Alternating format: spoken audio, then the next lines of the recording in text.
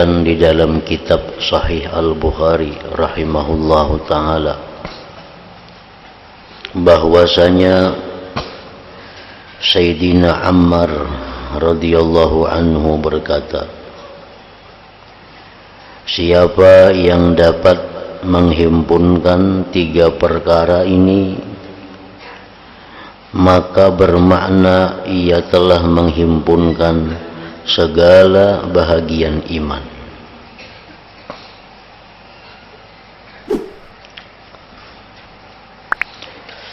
Artinya apabila orang dapat melakukan 3 hal ini, itu menunjukkan dia mempunyai keimanan yang sempurna.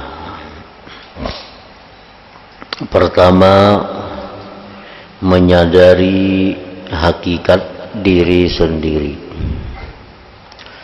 Menyadari hakikat diri sendiri. Yang kedua, menegakkan keselamatan bagi seluruh alam. Yang ketiga, suka menderma walaupun dalam keadaan fakir.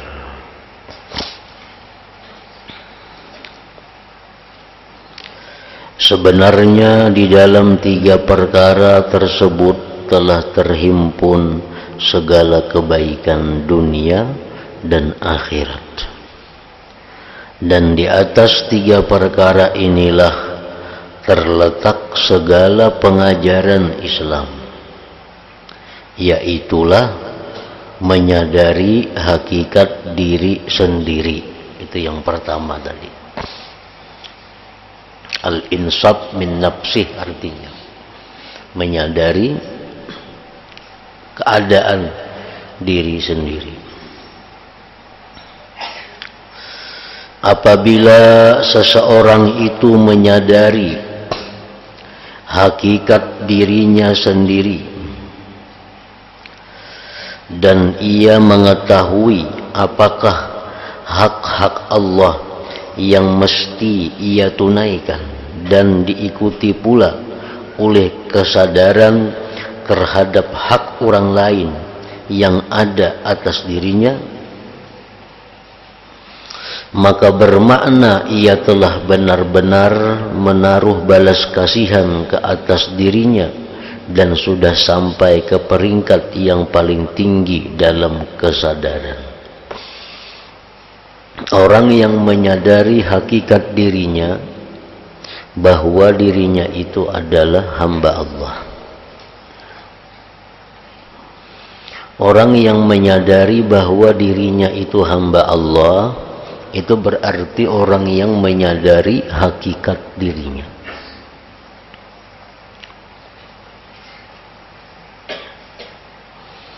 Nah, lalu apabila orang itu menyadari hakikat dirinya, yaitu bahwa dia mengakui, merasakan bahwa dirinya itu hamba Allah, tentu ada tugas dan kewajiban bagi seorang hamba itu kepada tuannya.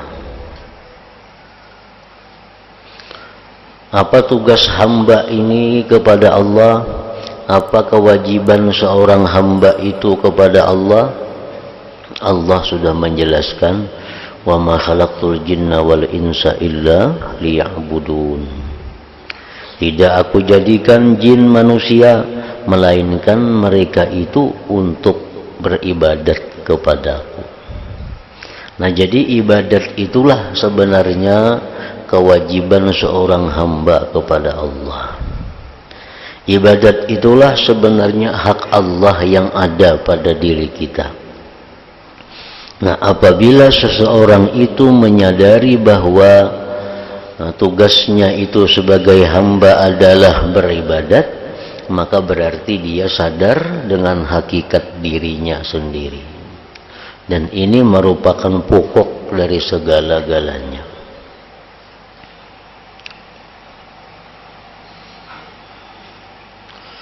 Yang kedua, maksudnya tadi menegakkan keselamatan bagi seluruh alam.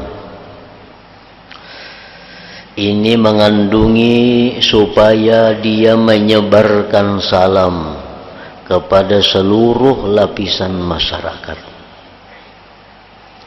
sama ada yang dikenal atau tidak, seperti sabda Rasulullah sallallahu alaihi wasallam, wa taqra'us salam ala man arabta wa man lam ta'rif.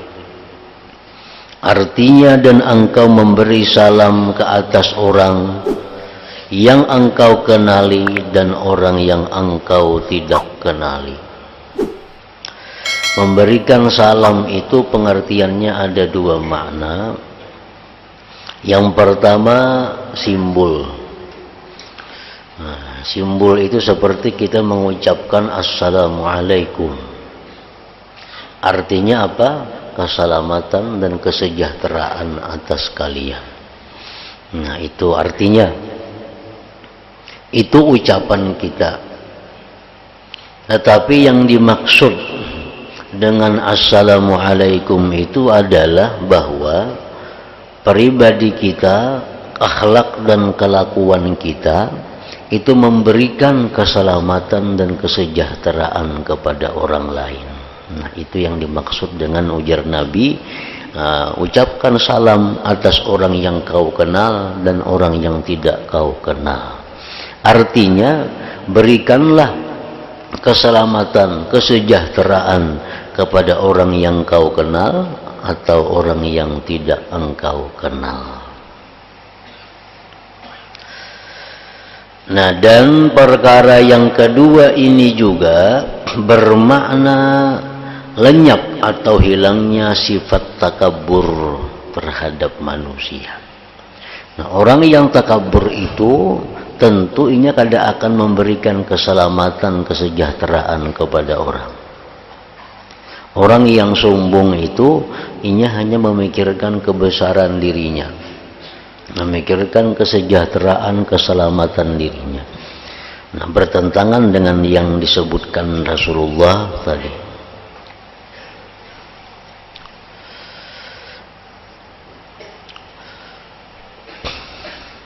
Dan tidak mengangkat diri daripada mereka. Ini juga bermakna ia telah bebas daripada segala permusuhan, hasad, dengki, menghina orang lain, merasa besar diri di hadapan orang lain, merasa tinggi daripada derajat orang lain. Nah, itu yang kedua. Yang ketiga, suka menderma walaupun dalam keadaan fakir. Maka ini merupakan kemuncak kemurahan. Dan Allah telah memuji mereka di dalam firman-Nya, wa yu'thiruna ala anfusihim walau kana bihim khasasah. Maksudnya, dan mereka mampu melebihkan orang lain atas diri mereka sendiri walaupun sebenarnya mereka masih memerlukannya. Jadi disebut dalam bahasa Islam al-ithar ngarannya. Ithar itu maksudnya adalah mengutamakan orang lain walaupun seorang dalam keadaan susah. Itu lebih tinggi kedudukannya daripada sakha. Sakha itu pemurah. Pemurah itu memberikan sesuatu yang lebih daripadanya. Misal perlu pakaian 10 lembar. Nah, sekarang ini ada pakaian 11 lembar. Nah, selembar diberiakannya. Itu sakha. Itu sakha. Nah, adapun isar, inya punya pakaian 2 lembar, dipakai siang sekali, malam sebuting. Karena perlu kedua-duanya itu. Ada orang yang membutuhkan, diberikannya 1. Nah, jadi ini tinggal lagi 1. Padahal inya perlu kepada pakaian itu 2. Nah, ini ngarannya adalah isar. Tentu derajat isar ini lebih tinggi daripada derajat sakha itu. Hal ini adalah perkara yang menyeluruh dalam nafkah seseorang terhadap tanggungan dan tetamunya dan orang yang meminta, bahkan meliputi segala derma di dalam melakukan ketaatannya kepada Allah Ta'ala. Jadi isar itu hendaknya dalam hidup kita mesti kita pernah melakukannya. Jangan hanya sekedar tahu. Kalau pemurah itu mungkin nyaman kita berisi makanan, ada lebihan kita beriakan, itu sudah pemurah. Tapi sekali-sekali kita harus merasakan isar. Isar artinya mengutamakan orang lain seorang dalam keadaan susah. Misalnya kita ada tamu atau ada apa yang perlu dibantu, padahal kita masih memerlukan itu, nah kita serahkan itu. Baik dalam pakaian, baik dalam makanan, baik dalam kendaraan, nah itu bisa isar. Kita bisa perlu kendaraan untuk menunaikan hajat kita ke pasar umpamanya. Kendaraan sebuahnya ada diisi. Lalu ada orang hendak minjam, nah minjam pang orang sepeda motor itu, aman kita injami, kita berjalan nih, nah injami. Kada kawa rutin sekali-sekali barang supaya kita dipuji oleh Allah dalam ayat yang termasuk wa yu'thiruna ala anfusihim walau kana bihim khasasah itu. Jadi supaya fadilat amalnya pernah kita rasakan. Kita misalnya ada bisi duit 10 ribuannya, walaupun di rumah ada duit. Kalau di rumah ada duit, cuman dalam perjalanan musafir misalnya, kita bakawan, kita duit ada 10 ribu lagi habis. Nah, kalau kawan kita nih habis duit. Nah, namun kita beriakan nih, kita ngalih nih 10 ribu nih. Nah sekali-sekali beriakan, biar kita bangalih. Nah supaya dalam hidup kita pernah juga melakukan isar ini. Jadi jangan hanya sekedar kita biasa menyampaikan, jangan hanya kita biasa mendengar, tapi sekali-sekali kita mesti ada isar itu. Dan isar ini umum, baik kita kepada orang lain, baik kita kepada orang tua kita, baik kepada laki atau bini, baik kepada anak siapapun. Nah, kita misalnya makan baiwak, lalu anak kita hendak makan, nyanak iwak nih itu juga, namun kita unjuk, kita ada baiwak kalau anak nih, nah sudah unjuknya 2 anak dah, biar kita ada baiwak makan. Nah ini isar ngarannya. Jadi sesuatu yang sangat dipuji oleh Allah Subhanahu wa Ta'ala, isar. Nah, tetapi isar ini kada semuanya dipuji, kada semuanya diberi pahala yang besar. Isar itu ada makruh. Mengutamakan orang lain itu ada yang makruh. Dalam hal apa? Dalam hal ibadah. Al-isar bil qurabi makruhun. Isar dalam hal ibadah itu makruh. Kalau dalam ibadah kada mengenal mengutamakan orang lain, yang penting seorang. Kalau ada kesempatan seorang berdahulu, orang lain nomor 2. Itu kalau hal ibadah. Mengutamakan orang lain itu makruh. Contohnya sab pertama. Sab pertama ini sab yang mulia, yang didoakan khusus oleh Rasulullah SAW. Nah, lalu kita ada di sab kedua dengan kawan-kawan kita. Ada sab pertama kosong. Nah kita disuruh kita nang maju, jangan menyuruh kawan. Bila kita menyuruh kawan, itu kita dibenci oleh Allah. Karena urusan ibadah kita mesti mengutamakan diri kita.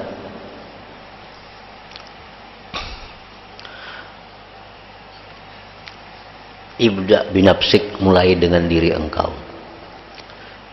Misalnya lagi apa? Kita berfitrah umpamanya. Nah, berfitrah itu kita misal ada bini, ada anak, kan semuaan wajib laki memitrahi. Ada 4 nang bakal kita fitrahi. Sekarang nang baras nang kita dapat cuma ada untuk cukup 1 orang. Jangan disuruh na lain engkam jawabnya bepitran aku kada usahagin kada ada jawab beresnya. Nah jangan kada boleh itu, mesti seorang nang bepitra. Nah karena mengutamakan orang lain dalam hal ibadah itu makruh. Nang bapahala itu urusan duniawi, isar itu.